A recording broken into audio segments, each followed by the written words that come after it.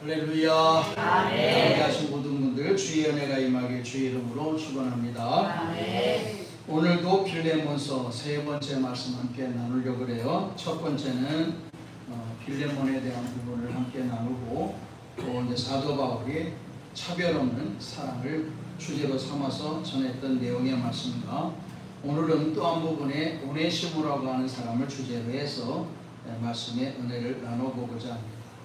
그래서 오늘은 유익한 자라고 하는 사람 중에 오네시모라고 하는 과거에 종된 사람에 대해서 주점으로 말씀을 전하고자 해요.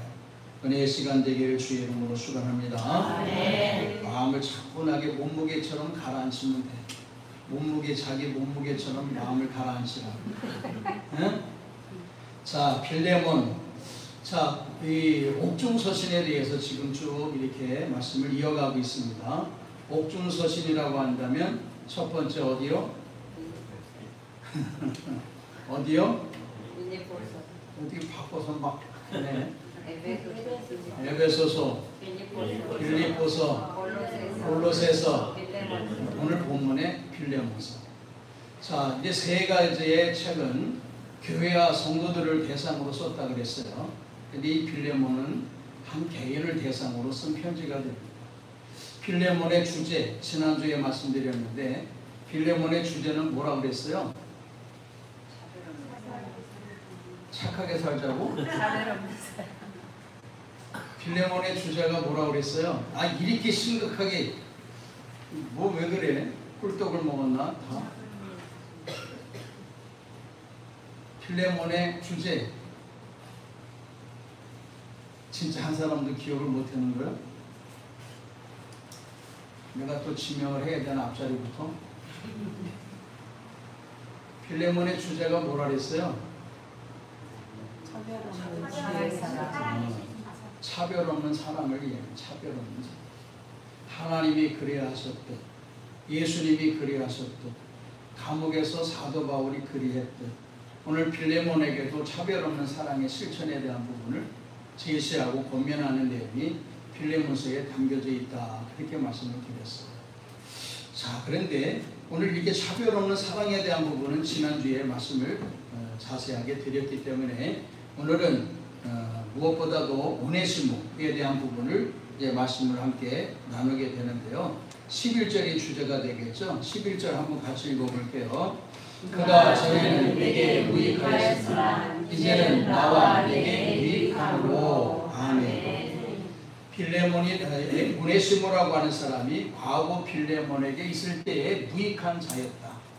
그러나 지금은 유익한 자가 되었다라고 하는 주제로 오늘 본문의 제목을 설정하게 되었습니다.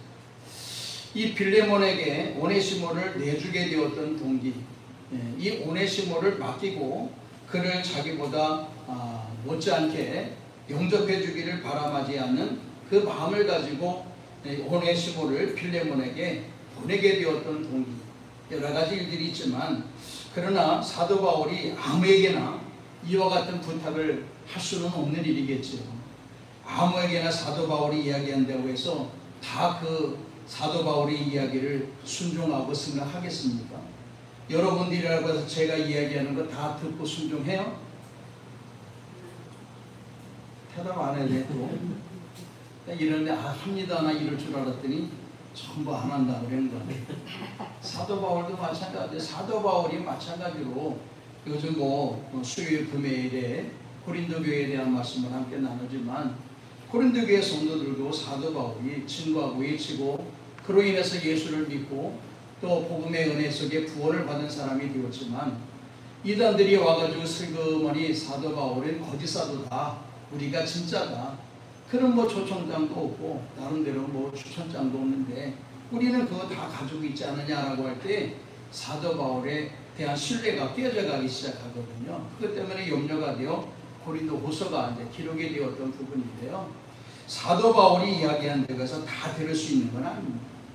그런데 오늘 이와 같이 정말 엄청나고 힘든 부탁을 사도 바울이 빌레몬에게 하는 이유는, 빌레몬이 그만큼 사도 바울의 부탁 뿐만 아니라 부탁 정도가 정말 힘들고 어려운 부탁이지만 그 부탁에 대한 내용을 얼마든지 수용할 수 있는 너그러운 신앙의 믿음을 소유했던 사람이기 때문에 사도 바울은 빌레몬에게 오네시모를 부탁하는 내용을 담고 있는 내용이 오늘 본문에 주어지는 빌레몬서라고 하는 사실입니다.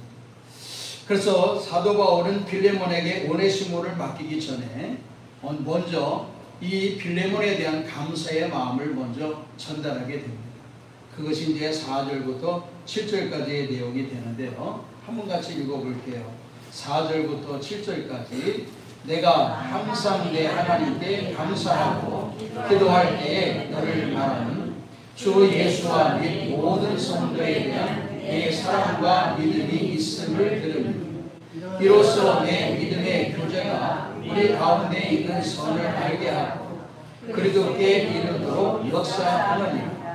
형제여, 성도들의 마음이 너로 말미암아 평안함을 얻었으니 내가 너의 사랑으로 많은 기쁨과 위로를 받았노라. 아멘. 성도에 대한 내 사랑과 믿음이 있음을 내가 들었다. 그렇게 소개를 하죠. 사도 바울은 빌레몬에 대한 부분을 과거에 골로새 교회에 있을 때에 복음을 전해서 그 가정을 예수 믿게 한 그 일들밖에는 사실은 이 빌레몬과 교제의 내용은 없었죠. 그런데 이후에 이 빌레몬에 대한 소식을 사도 바울이 접하게 되면서 이 빌레몬에 대한 아름다운 신앙의 성숙한 면에 대한 부분을 사도 바울이 듣게 되는 겁니다. 그러면 그 정도 신앙의 성숙한 사람이라고 한다면 내가 이 어려운 부탁을 한다 하더라도 빌레몬은 자신의 부탁을 잘 들어줄 것이고 실천할 것이라고 하는 믿음이 사도 바울 마음속에 굳게 있음으로 말미암아 힘든 부탁을 빌레몬에게 하게 되는 겁니다. 아무에게나 사도 바울이 이 사람이라고 해서 아니면 복음을 전파하고 예수를 믿게 한 당사자라고 해서 이런 부탁을 할 수 있는 것은 아니기 때문에 그렇습니다.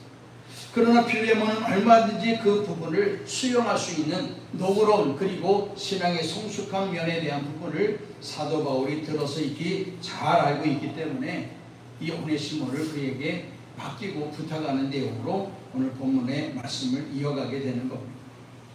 그러면 사도 바울이 먼저 이 오네시모에 대한 부분을 빌레몬에게 어떻게 소개하고 있는가? 좀 전에 말씀드린 대로 11절에 과거 이 오네시모는 되게 무익한 자였으나 이제는 되게 유익한 자가 되었다라고 하는 그 내용에 대한 소개를 이제 8절부터 쭉 이어가고 있는 부분들인데요. 몇 가지의 말씀을 전하고자 합니다. 사도 바울은 먼저 이 오네시모를 빌레몬에게 소개할 때 이렇게 소개하고 있습니다. 10절 같이요. 갇힌 중에서 낳은 아들 오네시모를 위하여 내게 간구하노라. 아멘. 갇힌 중에 낳은 아들. 여러분, 자녀라고 하는 부분은 쉽게 얻어질 수 있는 것이 아닙니다. 그렇잖아요. 물론 복음을 전해서 이 사람이 예수를 믿고 성숙된 사람으로서의 신앙의 삶들을 살아간다라고 하는 내용으로 받아들일 수 있는 일이지만 그것보다 더 귀한 친자의 관계 속에서 사도 바울은 이 오네시모를 그렇게 소개하고 있다라고 하는 사실이에요.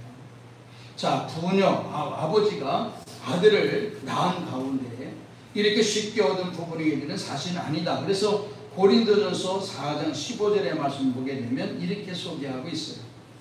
그리스도 안에서 1만 스승이 있으되 아비는 많지 아니하니 그랬어요. 복음을 전하는 사람들 중에 스승은 많지만 아비는 많지 않다.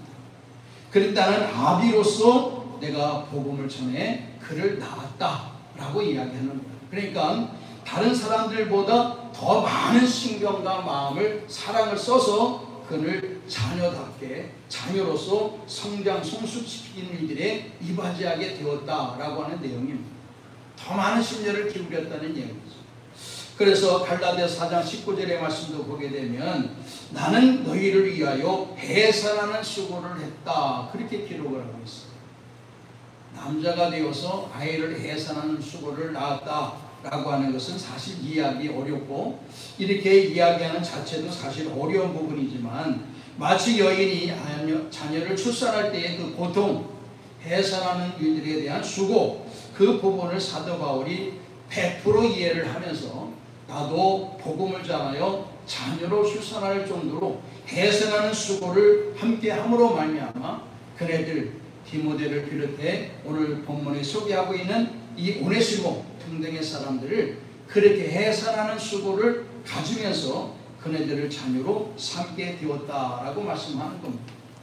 다른 사람들보다 더 극진한 수고와 사랑과 일들이 있었다라고 하는 내용의 부분이죠. 그래서 디모데전서 1장 2절에 보게 보면 디모데에게도 같은 내용의 말씀을 전하는데 믿음 안에서 참 아들 된 디모데다 그렇게 소개를 해요. 그러니까 사도 바울이 많은 사람들을 복음을 전해서 예수를 믿겠습니다마는 사도 바울 본인이 입으로 내 아들이다 라고 소개한 사람은 그리 많지 않습니다. 그 중에 한 사람이 오네시모라고 하는 사람.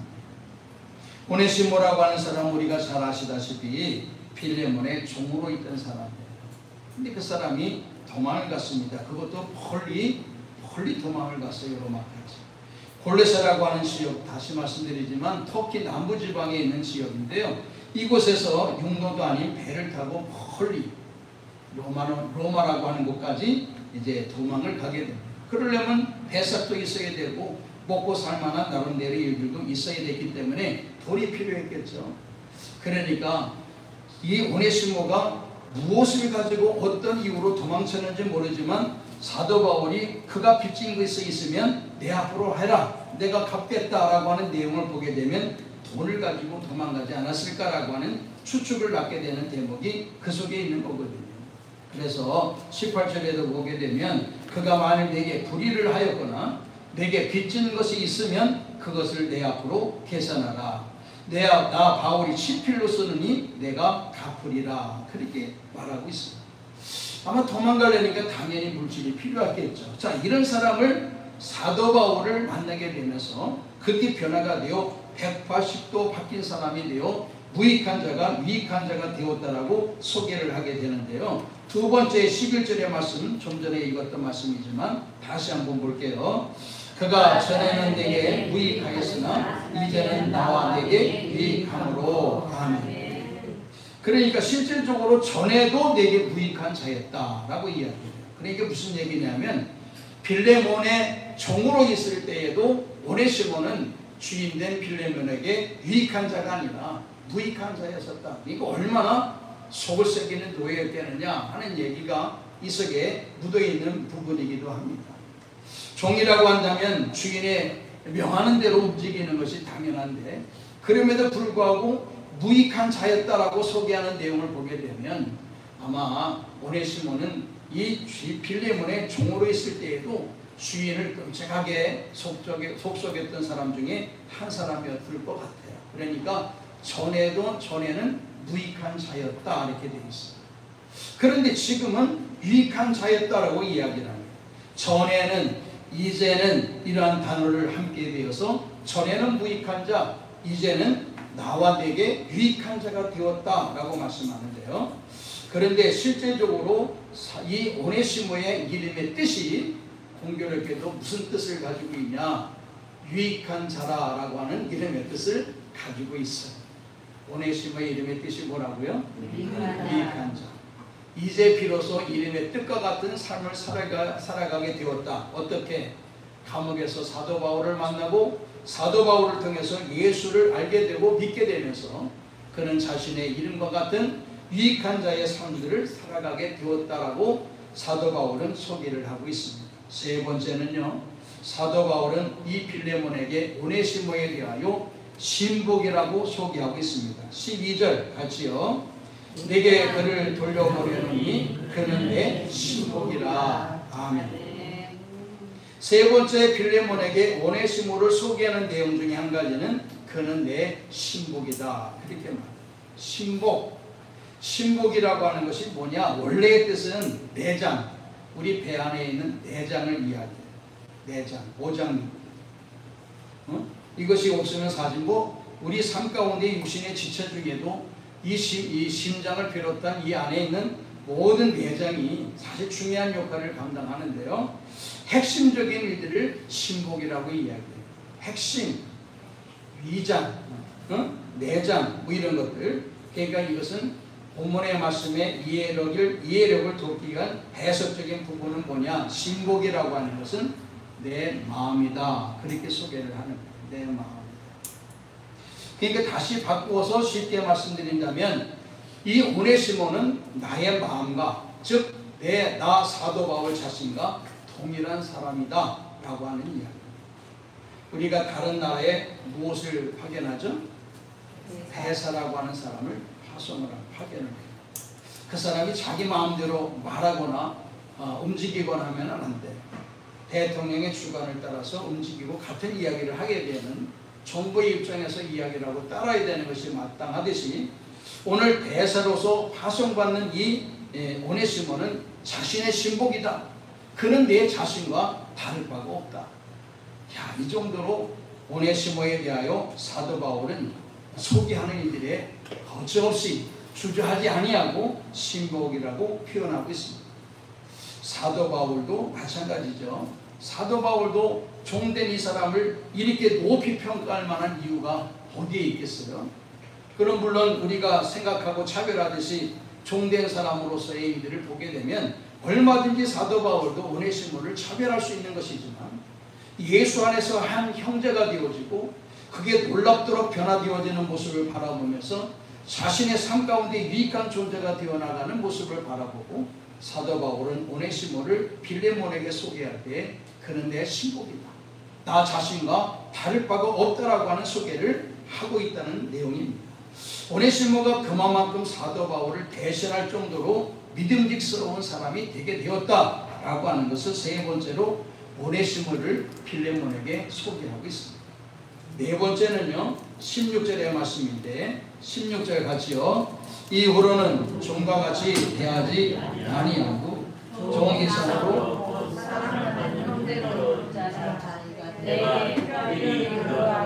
하물며 육신과 주 안에서 상관된 대결이야. 아멘. 사랑받는 형제로 둘 자다. 사랑받는 이 사도 바울을 비롯해서 빌레몬에게도 사랑받는 형제로 둘 자다. 자, 얼마만큼 이 오네시모가 아름다운 믿음의 삶들을 살아갔으면 이 정도로 사도 바울이 오네시모를 칭송하게 돼요.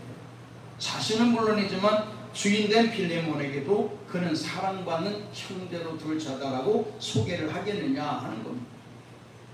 그래서 여기 몇 가지 단어가 함께 담겨져 있는데요. 사랑받는 형제. 사실은 이 오네시모는 형제가 아니라 종이에요. 형제는 비등한 사람들에 대해서 이야기할 때 형제님, 자매님 그렇게 이야기하죠. 비등한 관계성에 대한 부분이에요.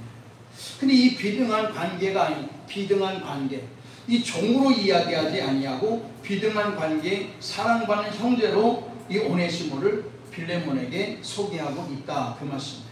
근데 어떤 관계 속에서 그렇게 해야 되느냐? 육신과 주 안에서 상관된 내계랴 그렇게 되어 있어요. 육신과 주 안에서 상관된 내계. 상관이라고 하는 밀접한 관계를 이야기하는 거거든요. 이거 과거에 소돔과 고모라 땅 시대에 천사들이 이 롯의 가정에 들어가게 되었을 때에 이 남정네들이 롯의 가정에 찾아와서 그 천사 그 남정네를 내놔라 우리가 상관하겠다 이런 얘기를 이런 표현을 하게 되거든요. 아주 밀접한 관계를 소개할 때에 상관이라고 이야기해요. 사단은 예수님에게 이런 상관이라고 하는 단어를 이야기하면서 이야기할 때에 주여 당신과 나 사이에는 상관이 없는데 왜 우리를 힘들게 하냐라고 하는 상관된 단어를 표현하기도 합니다. 이 상관이라고 하는 단어는 아주 가까운 관계성에 대한 부분을 이야기하는 건데요.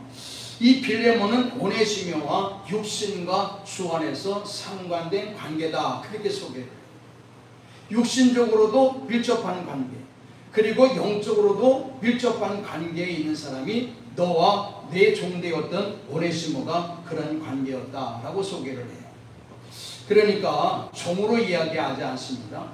야 오네시모 과거의 내 종 오네시모 이게 아니라 내 형제 이런 부분을 이야기하는데 그것도 사랑받는 형제 그렇게 얘기해요.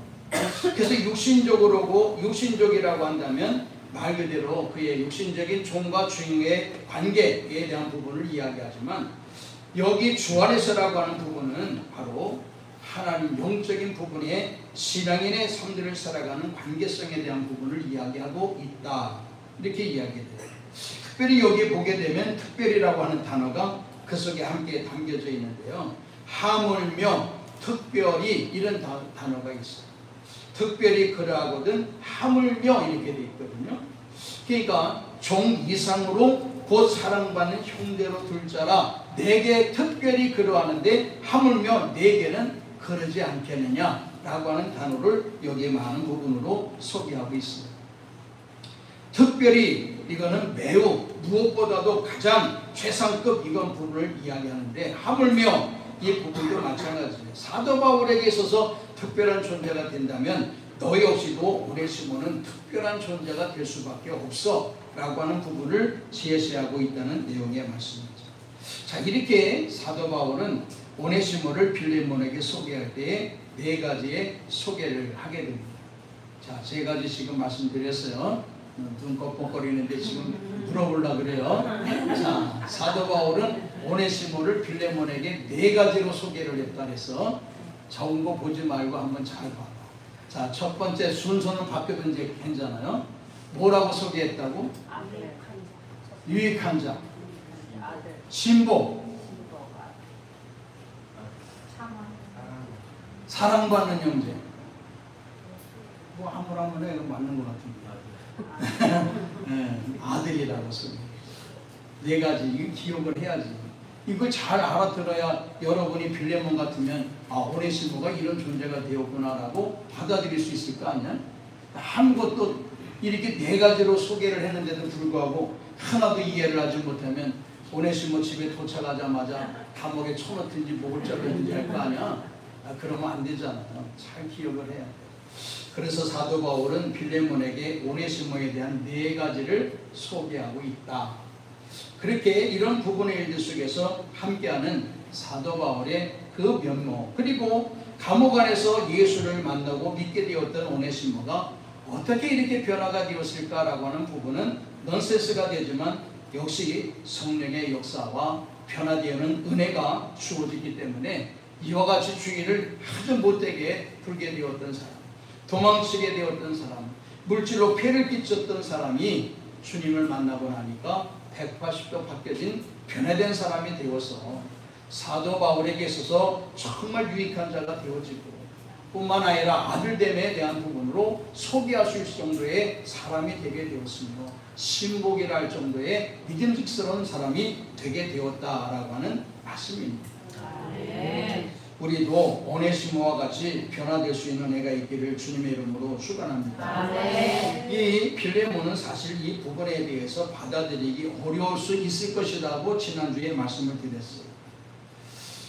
노예의 종이었던 사람을 같은 평등한 사람으로 받아들이기도 어려운데 사도 바울은 한술 더 떠서 그를 나와 같이 영접해달라 라고 하는 부탁된 내용을 빌레몬은 사실 받아들이기 어려울 수도 있었다는 내용의 말씀이거든요.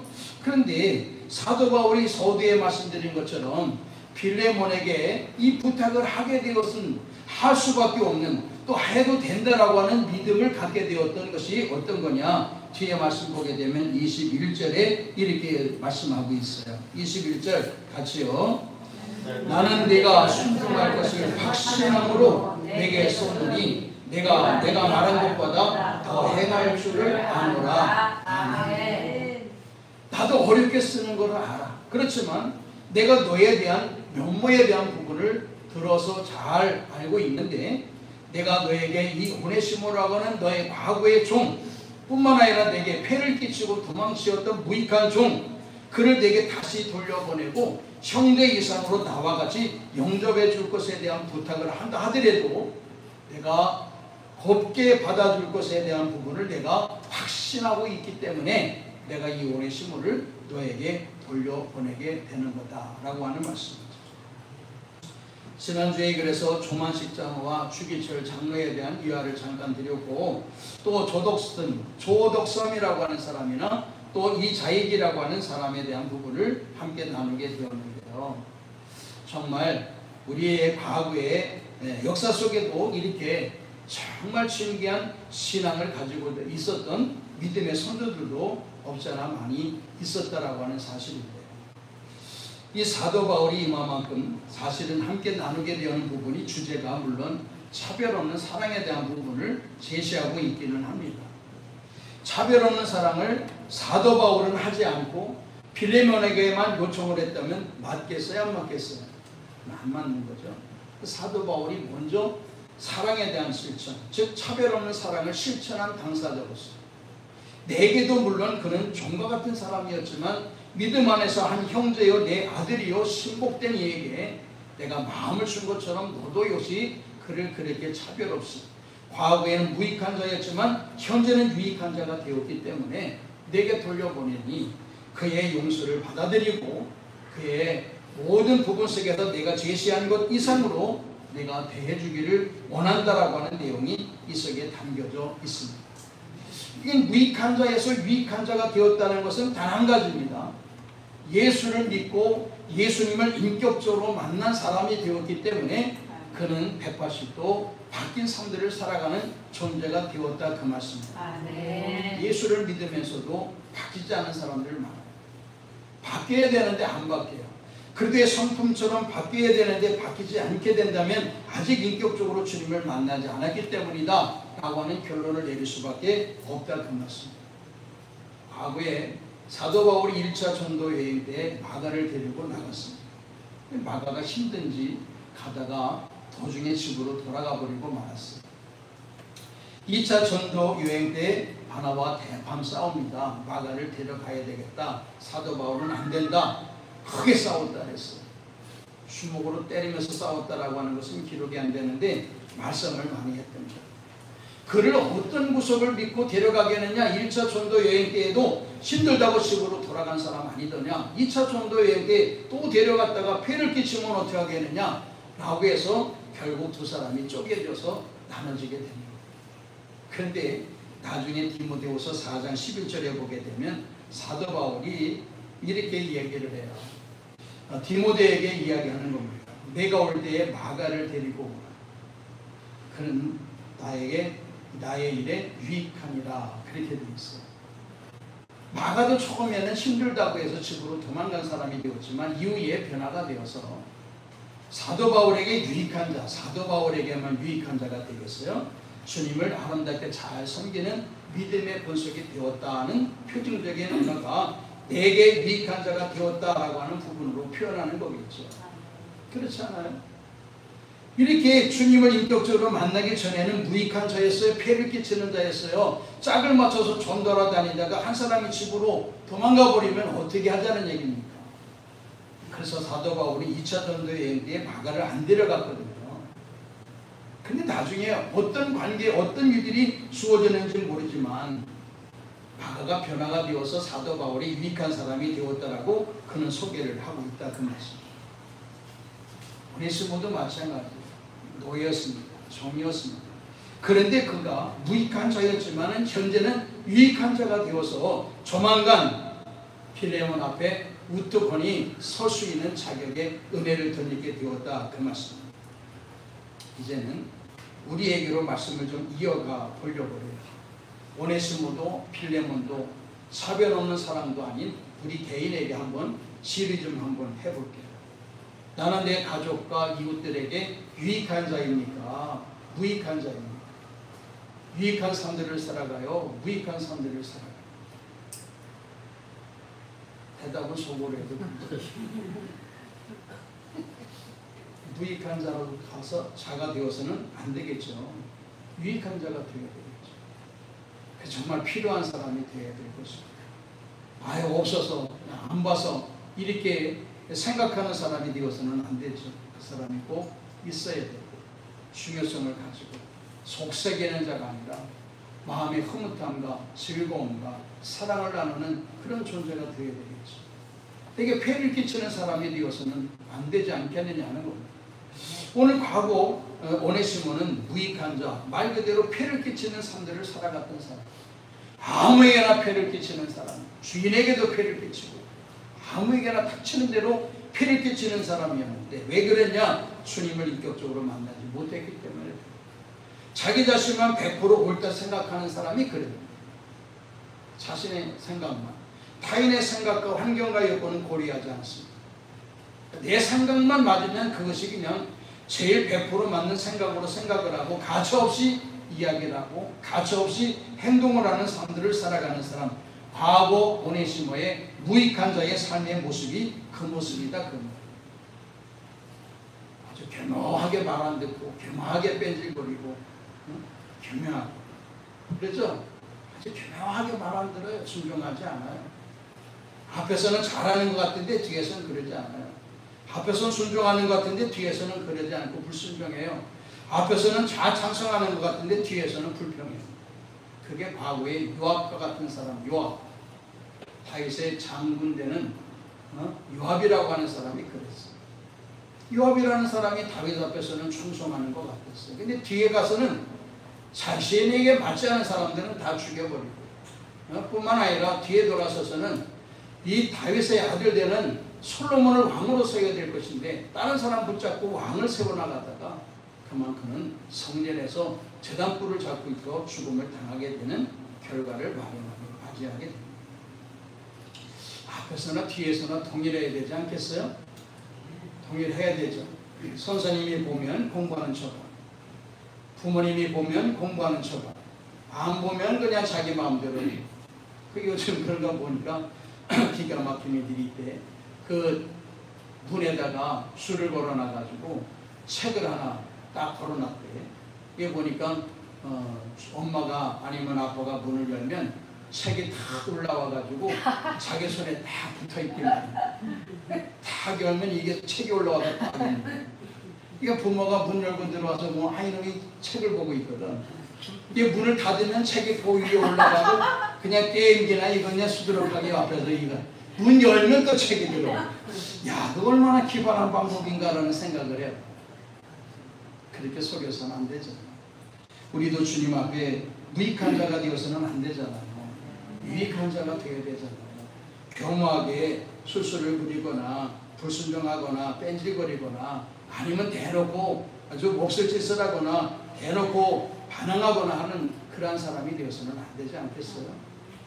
오늘 사도 바울이 오네시모를 그만큼 인정하고 추천할 정도의 사람이 되었던 것처럼 오늘 우리들도 주님을 인격적으로 만난 사람이라고 한다면 매사에 유익한 자가 되어야 되겠죠.